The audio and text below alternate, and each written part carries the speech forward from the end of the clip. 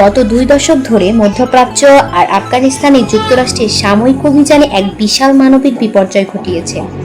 আপনারা হয়তো এর কিছু চিত্র দেখেছেন, কিন্তু এর পেছনে আসল সংখ্যাগুলো সত্যি আটকে ওঠার মতো। প্রাণহানির ভয়াবহ চিত্র। ব্রাউন ইউনিভার্সিটির Watson Institute of International and Public অ্যাফেয়ার্সের বিশ্লেষণ অনুযায়ী এই যুদ্ধগুলোর কারণে আনুমানিক 47 লাখ মানুষের প্রাণহানি হয়েছে। হ্যাঁ, 47 লাখ। এর মধ্যে সরাসরি সামরিক সংঘাতে মারা গেছেন 9,40,000 মানুষ। বাকিদের মৃত্যু হয়েছে যুদ্ধের পরোক্ষ প্রভাবে, ক্ষুধা, চিকিৎসার অভাব, বাস্তুচ্যুতি, এসব কারণে। চলুন কিছু দেশভিত্তিক তথ্য চোখ বুলিয়ে নিই। ইরাকে 2003 সালে যুদ্ধে শুরুর পর 3,15,000 মানুষের মৃত্যু রেকর্ড করা হয়েছে।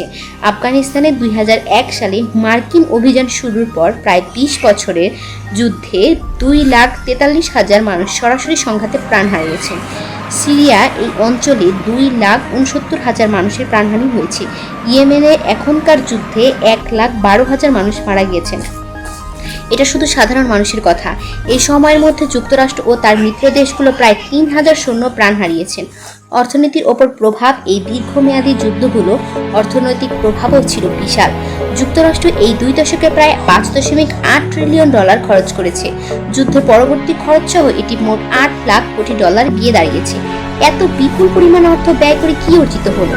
এক অস্থিতিশীল অঞ্চল। এই ব্যাপক সামরিক হস্তক্ষেপের ফলস্বরূপ ইরাক, ইয়েমেনে এবং সিরিয়ার মতো দেশগুলোতে কার্যত ধ্বংসস্তূপে পরিণত হয়েছে। আর পুরো মধ্যপ্রাচ্য জুড়েই চরম অস্থিতিশীলতার আর সংঘাতের জন্ম হয়েছে। এই যুদ্ধগুলো কি সত্যি শান্তি এনেছে, নাকি শুধু নতুন করে সংকট তৈরি করেছে? এই প্রশ্নটা রয়েই যায়।